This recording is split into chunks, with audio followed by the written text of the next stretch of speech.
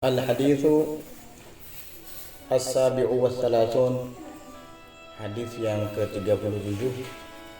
Qala Rasulullah sallallahu alaihi wa alihi wasallam, ghanimatu majalis dzikri al-jannah. Rasulullah sallallahu alaihi wasallam bersabda, ghanimah majlis-majlis perkumpulan zikir itu adalah surga. Apa sih arti ghanimah itu? Ghanimah itu makna asalnya adalah ma ya'khudhuhul mujahidu fi sabilillahi min mukhallafatil harb.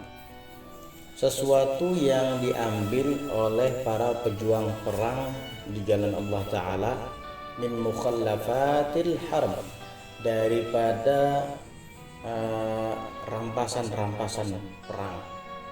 Artinya setelah para sahabat berjihad di jalan Allah Ta'ala memenangkan peperangan, biasanya kan ada barang-barang berharga milik musuh.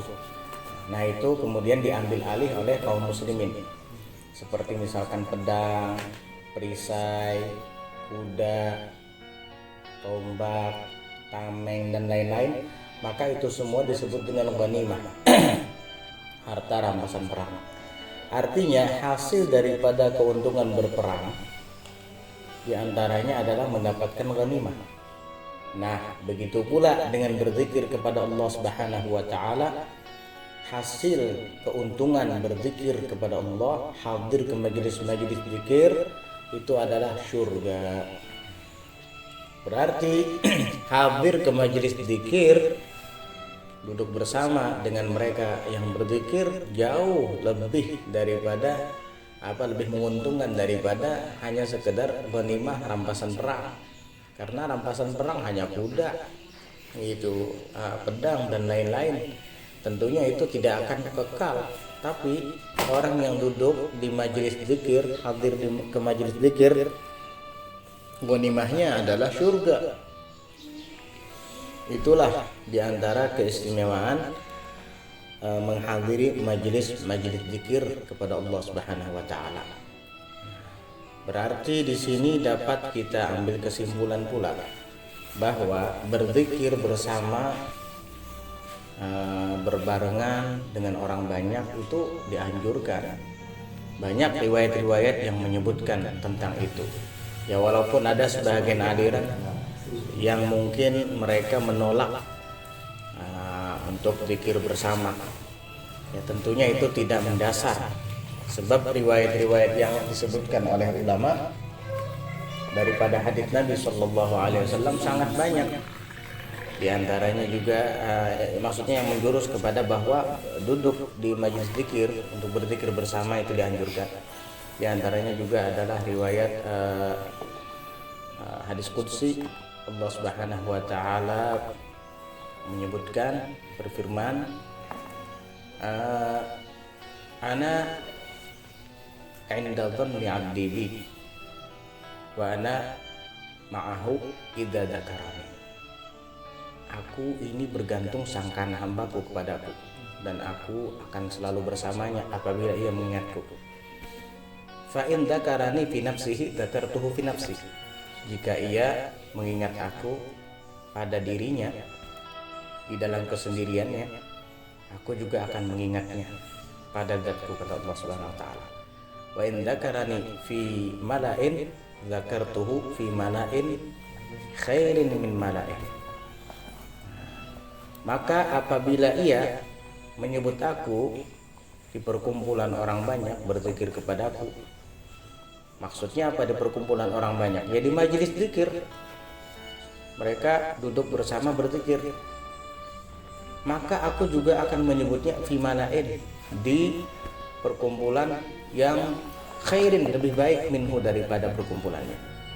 Nah, ini menunjukkan bahwa duduk berzikir bersama itu dianjurkan. Ditambah lagi riwayat Ahmad ini bahwa ghanimatu majalis dzikri al-jannah. Duduk berkumpul di majelis zikir itu keuntungannya adalah surga. Ghanimah yang akan didapat oleh orang yang duduk bersama di situ adalah al-jannah, surga. Disebutkan juga dalam riwayat bahwa penduduk surga itu tidak ada yang disesalkan ketika mereka ada di dalamnya. Laisa yatahassaru ahlul jannati fil jannah illa ala sa'atin marrat bihim wa lam yadhkurullaha fiha. Artinya orang-orang yang ada di surga itu tidak ada yang disesalkan. Mereka sudah bahagia, senang, gembira, mendapatkan kenikmatan-kenikmatan di dalamnya sebagai balasan amal baik mereka. Kecuali ada satu yang mereka sesalkan, yaitu adalah sesaat atau saat-saat waktu yang telah terlewatkan oleh mereka sementara mereka tidak sempat berzikir kepada Allah Subhanahu wa taala. Itu yang telah akan mereka sesalkan di surga. Kata mereka, duhai dulu seandainya waktu itu saya duduk santai, tidak karuan, tidak ada kegiatan, saya gunakan untuk berzikir saja kepada Allah Subhanahu wa taala. Coba kalau saya masih hidup bisa kembali lagi ke dunia, itu waktu kosong akan saya isi untuk berzikir kepada Allah. Itu yang akan disesalkan oleh penghuni surga. Padahal mereka sudah mendapatkan kenikmatan yang luar biasa. Tapi karena pentingnya zikir dan tingginya kadar berzikir di sisi Allah Subhanahu wa taala, maka saat-saat yang mereka lewatkan tanpa berzikir itu akan menjadi penyesalan bagi penghuni surga. Luar biasa. Karena berzikir kepada Allah Subhanahu wa taala itu adalah nikmat dan taufik. Seandainya bukan karena taufik daripada Allah Subhanahu wa taala, tidak akan pernah seorang hamba itu mampu berzikir menyebut namanya. Ketika seorang hamba diberikan taufik dan kekuatan untuk bisa berzikir menyebut namanya, maka di saat itulah dia mendapat kenikmatan yang terbesar daripada Allah Subhanahu wa taala. Syekh Abdul Wahid bin Zaid, namanya Syekh Abdul Wahid bin Zaid. Suatu saat beliau ini lewat di suatu gang. Dari jauh beliau melihat ada orang tua. Dia lihat di sekujur tubuhnya itu banyak memiliki kekurangan. Matanya buta, kakinya buntung, tidak bisa berjalan, hanya duduk di tepi jalan. Udah gitu korengan. Kemudian banyak lalat-lalat yang menghurungi tubuhnya, mengurumuninya. Hingga Abdul Wahid bin Zaid kasihan melihatnya. Terus dia dekati. Dari arah jauh dia lihat mulutnya ini bergerak-gerak. Loh, jangan-jangan gila, bicara sendiri. Kasihan banget orang ini. Kakinya buntung, matanya buta, tubuhnya penuh koreng, terus dikerumuni lalat lagi. Kasihan. Mulutnya komat kamit. Apa ngomong sendiri ya? Kasihan banget orang ini. Didekati oleh Syekh Abdul Wahid bin Zaid. Setelah didekati, betapa terkejutnya beliau. Ternyata orang ini ketika komat kamit mulutnya, dia membaca Alhamdulillahilladzi afani mimma btalahum bihi wa faddalani ala katsirin mimman khalaqa tafdila. Segala puji bagi Allah Ta'ala yang melindungi aku daripada bala yang menimpa mereka, daripada musibah bala yang menimpa mereka, dan Allah telah memilih aku dari sekian banyak makhluknya. Kaget Abdul Wahid bin Zaid, kok ngomong begitu? Orang semuanya sehat, dia sakit. Orang semuanya normal, dia buta. Orang semua bisa berjalan, dia buntung. Malah dia merasa paling nyaman dan paling nikmat daripada orang-orang banyak. Akhirnya Abdul Wahid bin Zaid mendekatinya dan mengatakan kepadanya, "Wahai Syekh, saya dengar kamu mengucapkan kalimat itu, kenapa? Padahal hampir semua kekurangan, bencana, musibah ada di dalam tubuhmu ini yang tidak Allah timpakan kepada orang lain. Matamu tidak bisa melihat, kakimu buntung, tubuhmu penuh dengan koreng, kemudian lalat-lalat mengurumuni badanmu. Kok kamu masih sempat mengucapkan kalimat itu?" Dia tersenyum dan menjawab perkataan Abdul Wahid bin Zaid.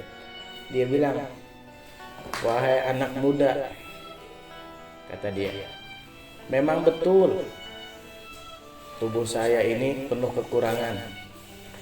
Secara fisik begitu.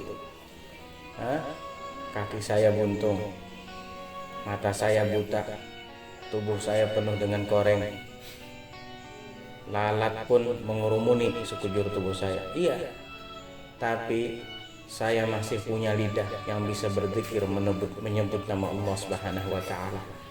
Saya masih punya hati yang bisa bersyukur kepada Allah Subhanahu wa taala.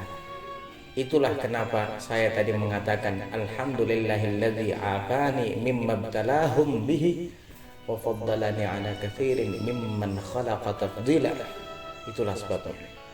Ternyata bala dan musibah yang Allah timpakan kepada mereka tidak Ia timpakan kepada saya.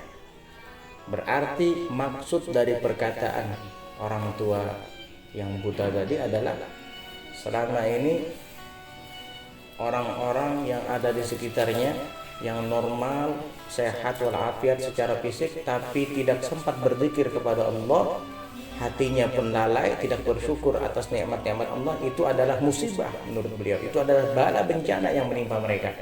Dan betul sekali apa yang beliau katakan itu. Karena di saat kita berzikir kepada Allah, mengingat Allah Ta'ala, berarti Allah mengingat kita.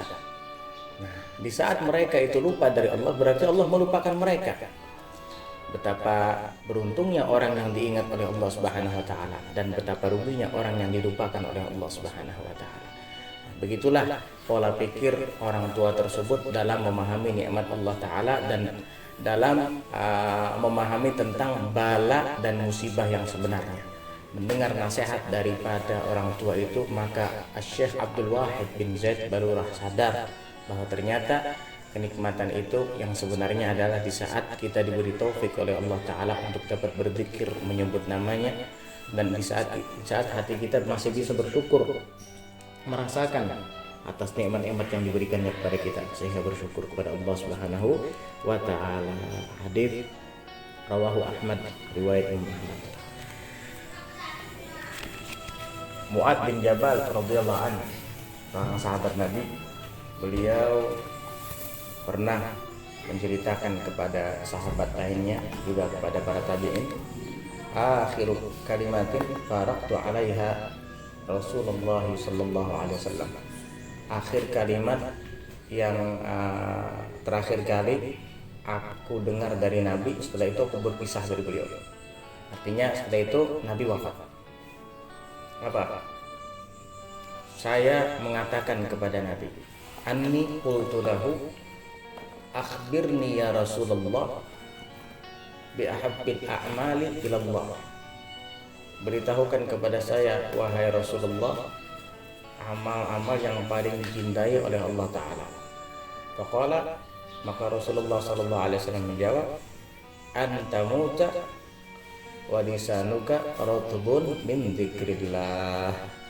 Hendaknya kamu meninggal dunia sedangkan lidahmu ketika itu basah dengan berzikir kepada Allah Subhanahu wa Ta'ala. Nah, ini adalah paling dicintainya amal di sisi Allah Subhanahu wa Ta'ala.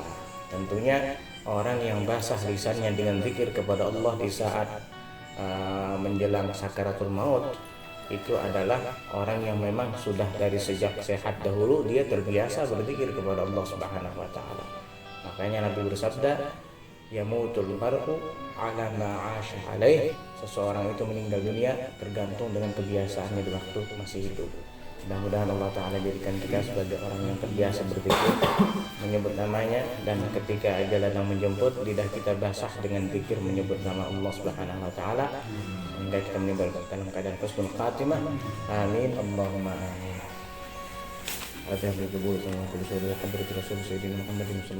Al-Fatihah.